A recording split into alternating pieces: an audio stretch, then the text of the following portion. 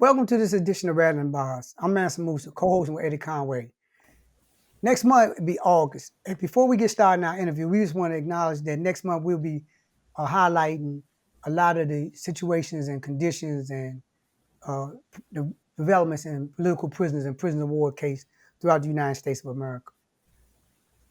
Today we'll be talking about one of the most inhumane things that exists within the prison industrial complex, heat, and how institutions deal with heat and heat type environments, specifically when it's 110 degrees outside or when it's 90 degrees outside. It's in most cases in prison, it's 110 or 115, and in most reported cases, 140. So today we have a situation where in Texas prison system, the temperature reached 110 degrees. Now, this is not a new phenomenon for Texas, heat and the fact that it exists. What is and what also isn't new is the response. But this time, with the outlandish heat and with the heat wave, Texas prisoners have been subjected to the most cruel and unusual punishment. Here to talk about this is Monique Welch, who wrote an article on this very thing for the Houston Chronicle. Welcome, Monique. Thank you. Thank you so much for having me. Tell our audience a little bit about yourself. I started with the Houston Chronicle not too long ago, just marked a year. Again, I moved to Houston in September of last year, right around Labor Day. So I'm really still getting my feet wet with Texas and Houston and this very topic, the heat that we're here to discuss Yeah, I today. already So know. Mm-hmm. a lot of it is really fresh on my mind just as a new Houstonian. But I'm originally from Baltimore, Maryland. Went to Goucher College there, studied communications and journalism, and just kind of worked my way up with a number of different internships.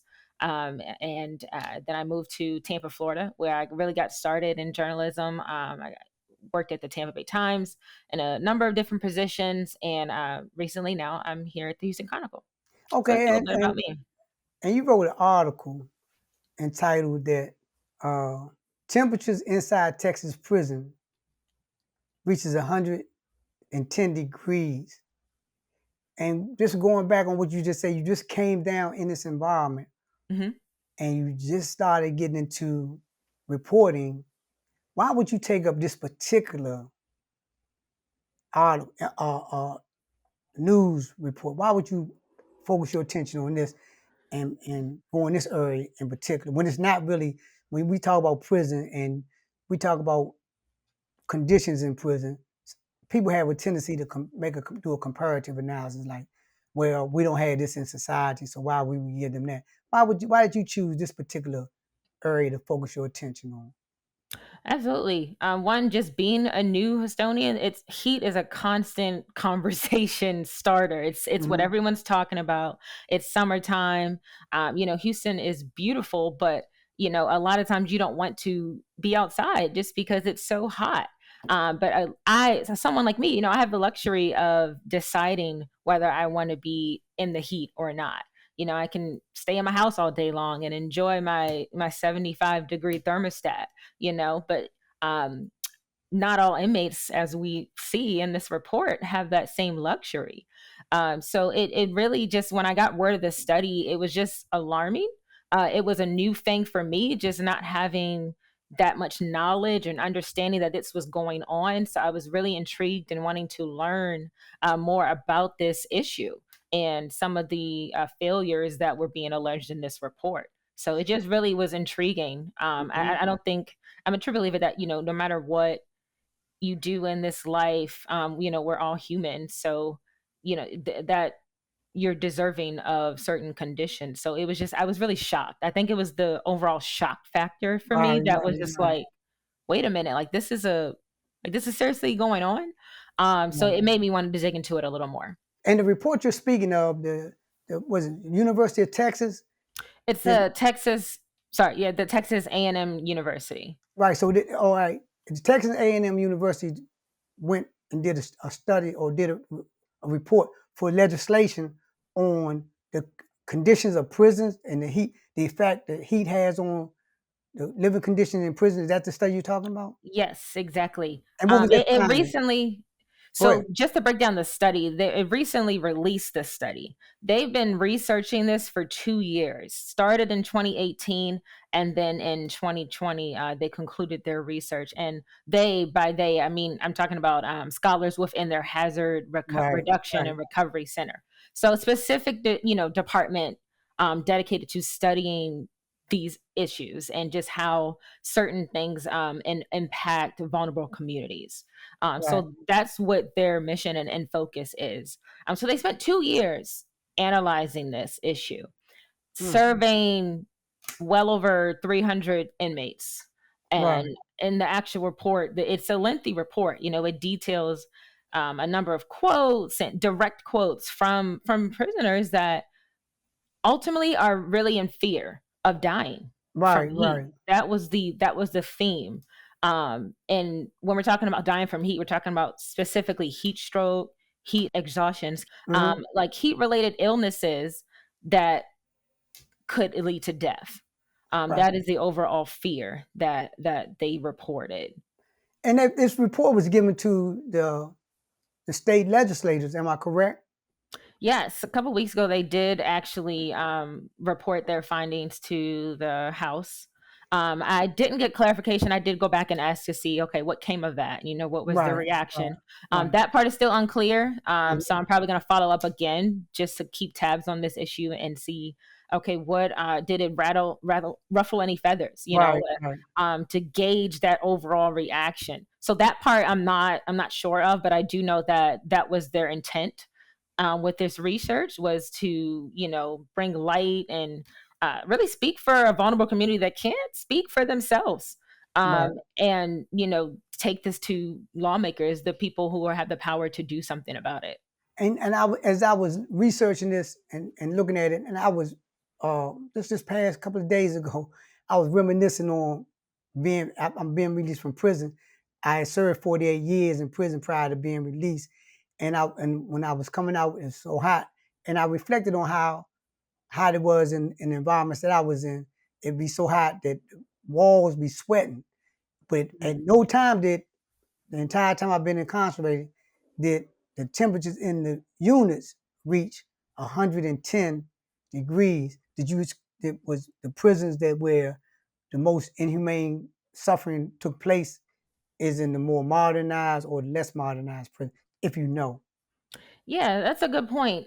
So just getting to the 23, I just want to clarify the 23 heat related deaths. That was since 1998. So I Mhm. don't want to get it confused that that was just in one year or over, like that was, Right, decades. right, right. Um, and while some might say, oh, that doesn't sound like an overwhelming number, many will argue that one is too many. That's right. Um, and so you're absolutely correct. There were a lot of heat mitigating policies put in place, mainly because of just advocacy and court Right. orders that really brought it to light. But that so with that being said, the department so that in Texas. Also, let me just run down. So Texas operates the Texas Department of Criminal Justice. They operate 100 prisons. And so of those 100 facilities, 31 are completely air conditioned. So they're just 31%. Hmm. 55 they reported are partly air conditioned, and 14 have no AC. So those are just want to run those facts out there. Right. And so when a lot of these things were taking place, a lot of the advocacy and the court orders and just, calling out the agency for some of their policies, they did work to improve a lot of those things. They didn't rush to bring in air conditioning. However, Right. a lot of their mitigating policies were bringing in more fans and Hmm. circulating them, throughout the prisons, introducing cooled beds, and just allowing for access to water, ice, Hmm. etc., and a number of different things that a spokesperson outlined to me, and something that researchers criticize in the report as basically not enough, Right. and just saying that by doing so, they are simply mitigating the impacts of heat, but not actually mitigating the heat. Right. Right.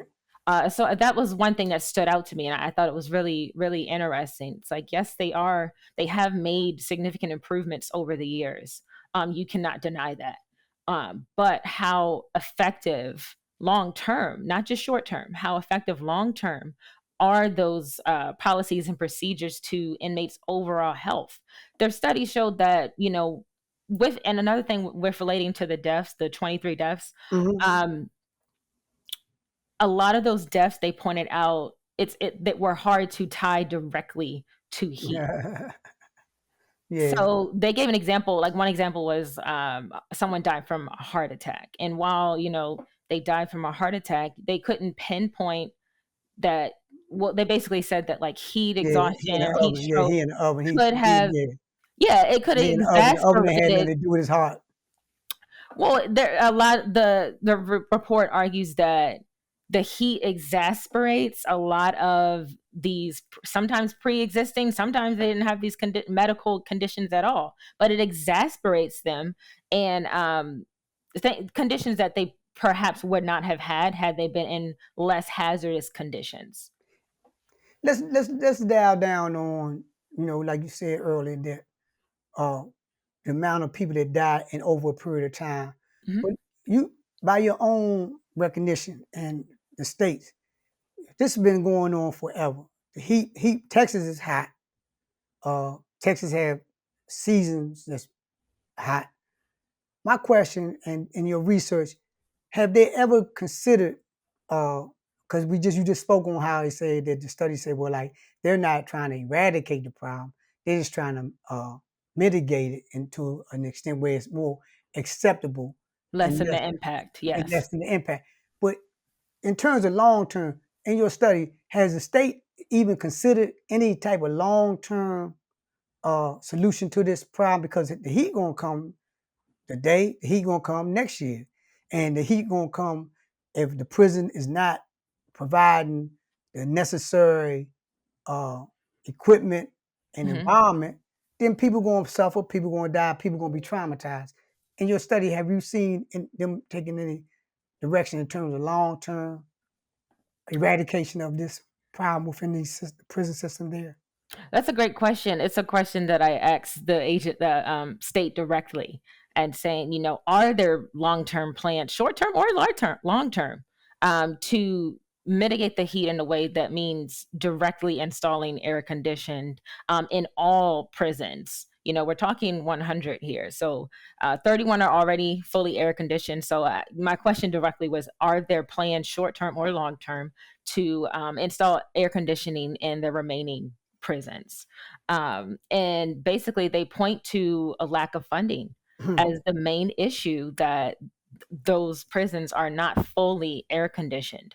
And in this study cites this fact as well. This was, I believe, dating back to 2017, around the time of litigation against the agency. But they basically said that it would cost $1 billion to do so across all units, and then also said that it would be like an additional 140 million annually that they would have to pay to basically upkeep these facilities, and the utility maintenance, that type of thing. We all know that um, you know AC costs money. It costs thousands of dollars to repair. So when you think of the size and the population of a prison, just one, just how large they are, to their point, it would be a expensive feat for them. We don't know exactly how much that would cost, so that part is up in the air. But we know this easily will cost the state millions and millions of dollars. But they pointed to it as it being difficult to obtain such funding. And we recognize that, in terms of prison industrial complex and these hundred prisons that we're speaking of, most of these prisons are in rural Texas, and if they're in rural Texas, that they are the infrastructure for that community. So the fact that people are saying that it would cost so much money, if you close the prisons, then you have a ghost town where these very people that's living off the this inhumane treatment of these prisons. So that argument that they make as far as like how much money it costs, That's the argument they make in every situation when it comes to providing treatment and humanity to people that are incarcerated. But answer this here. Mhm. From your research, what was the guards' position in some of these environments where they're not air conditioned and they have to, no matter where they can go at and get some air relief, they have to go back into them hot units where they have to oversee the security. Have you, in your research or in this study, did they mention anything about the prison guards' attitude towards some of these more decadent environments that exist, or outdated prison environments that exist? That's a good question. It didn't largely focus on the guards and staff and security.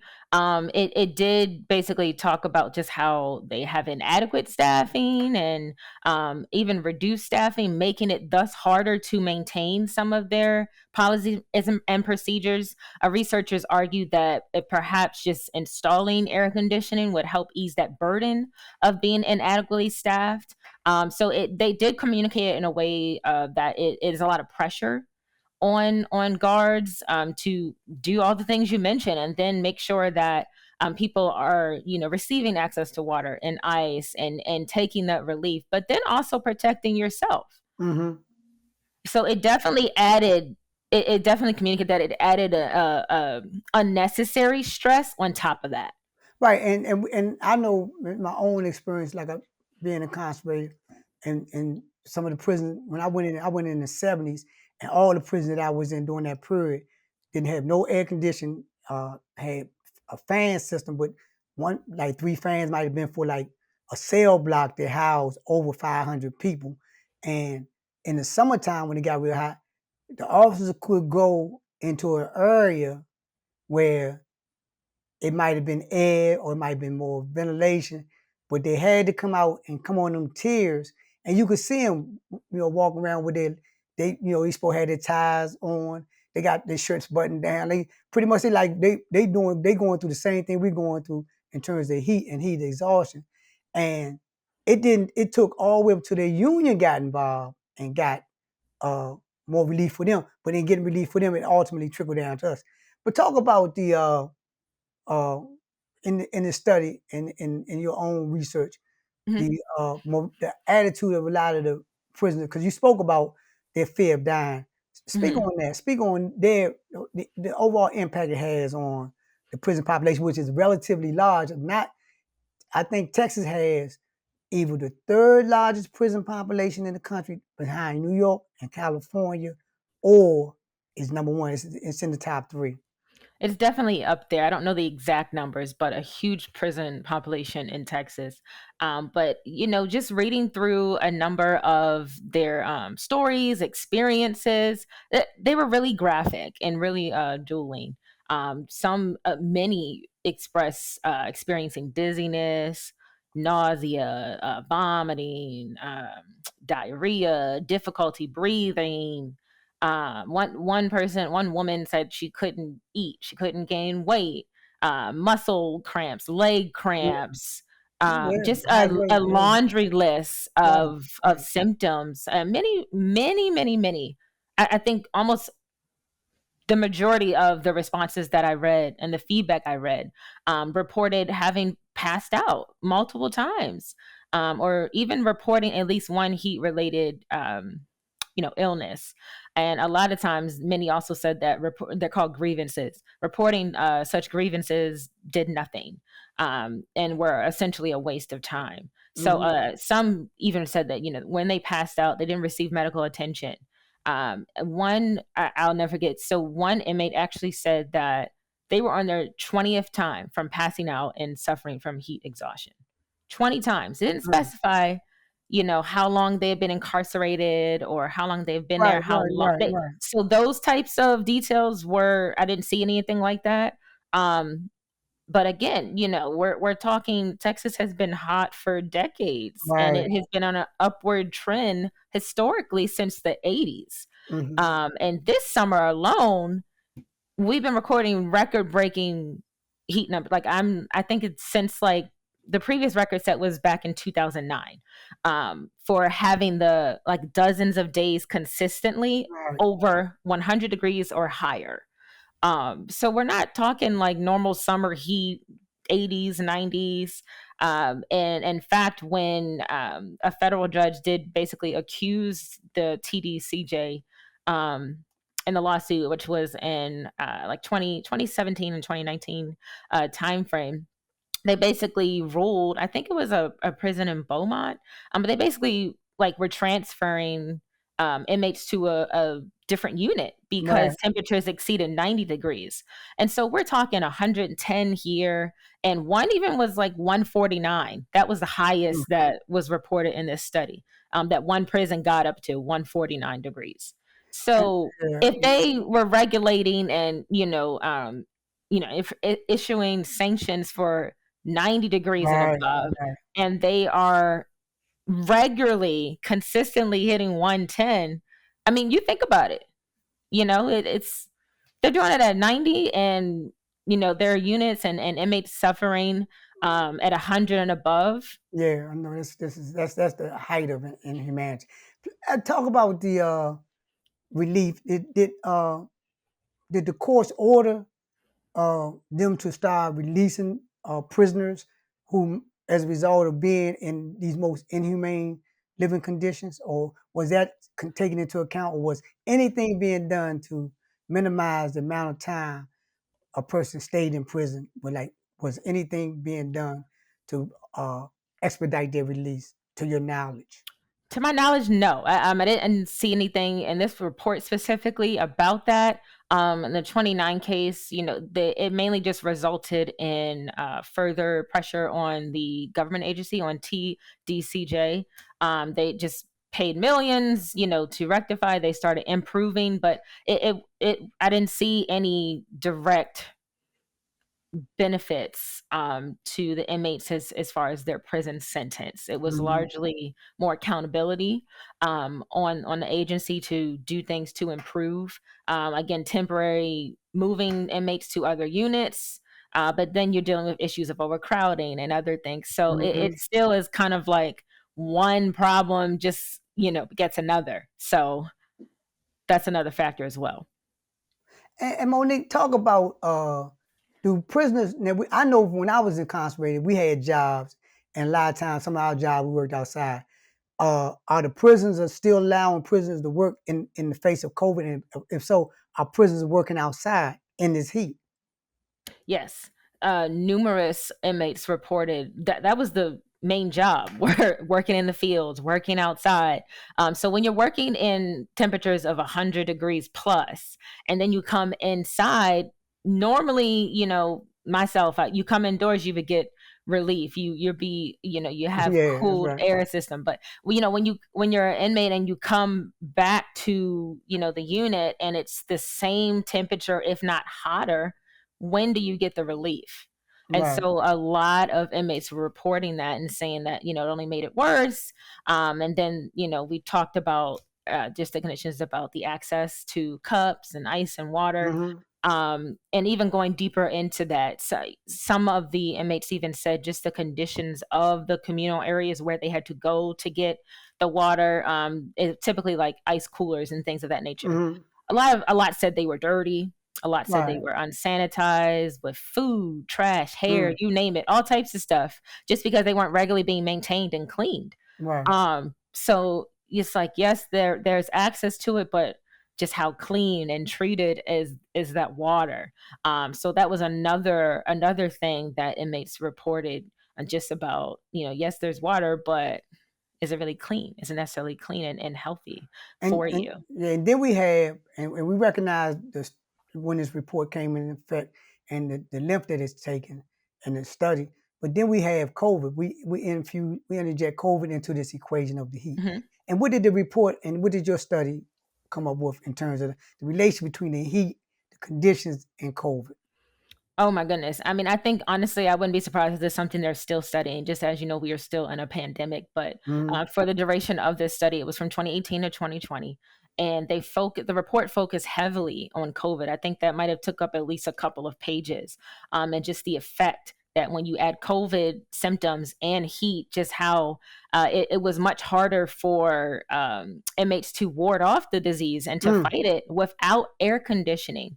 Air Yeah. conditioning typically helps Right. reduce a Right. lot of diseases, illnesses, Right. etc. Right. Right. COVID is a disease that was not exempt from that. Right. Right. And so then you have that, and then you take into account the number of lockdowns that state prisons across the board were seeing just Hmm. to implement COVID protocols. Right. There Right. were tremendous amount of inmates, and I'm sure you've heard the reports of inmates dying from COVID. Yeah. So much so that a lot of prisons went on lockdowns, and they started to restrict the communal access to the communal areas where the coolers to ice and water are. So with doing that, and of course they did that to social distance. Right? Hmm. They didn't want inmates to be on top of each other and crowded when especially those who were suffering from symptoms, because it was so easily widespread in that type of environment.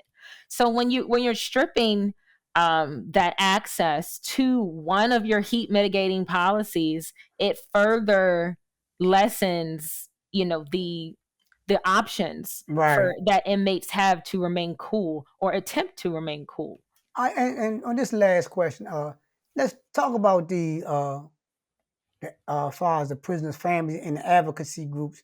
Uh, in your research, what are they doing in terms of keeping the Texas Department of Correction uh, feet to the fire, for lack of a better word, on Yeah, change? well, just doing this study alone and keeping the pressure on for 2 years. Sometimes when you do research and as soon as you find one nugget, you want to just release it. But I think the beauty of this is that they stayed the course for 2 years to get a pretty decent sample size to represent Mhm. the overall living conditions. Again, we're still talking with a small sample though, Right, right. That's 300 inmates, but still, like that is when you spend a lot of time and you survey these inmates, it it puts pressure on lawmakers, of course, but it also catches the attention of media professionals like myself. right. They're publishing. It's the study is available publicly, so I can share it if you want. You can share it with your audiences to Okay. read the full report, to see firsthand accounts, to see the different heat mitigating policies and procedures that the department outlines, and to basically see the responses to how they are working to improve those conditions. Like we talked about, just the access to ice and water and just a cup. And one of the most shocking things to me that I found is, so the department, they're supposed to, so in order to get a cup, basically, you have to have money and you have to have Right, commissary right, money right, to right, do so. So if you think about it, what happens to those who don't have commissary money, or maybe they don't have the help of a friend or a family member to have just commissary money to afford a cup, right? Then what happens to them? So per policy TDCJ, they are required to provide those who cannot afford a cup. They are required per their policy to provide a cup. But in this report, I think it was like a quarter, or like many yeah, inmates reported not having one or right, not being provided a cup. right. And that's the part of the prison industrial complex and mass incarceration that people don't really recognize, is that people that's incarcerated don't have a lot of money, and they don't have like the ability to like obtain the basic necessities such as like cup, toothbrush, toothpaste, soap. A lot of that time they rely on the system, which Right. most systems have what they call inmate welfare fund. But Monique, you got the last word on it. What do you want the Rattling the Bars viewers and listeners to take away from this report and this article and this study that you enlighten us with most eloquently? Thank you. Yeah, I think it's just being aware of the state of our world, the state of our prisons. We're all humans, right?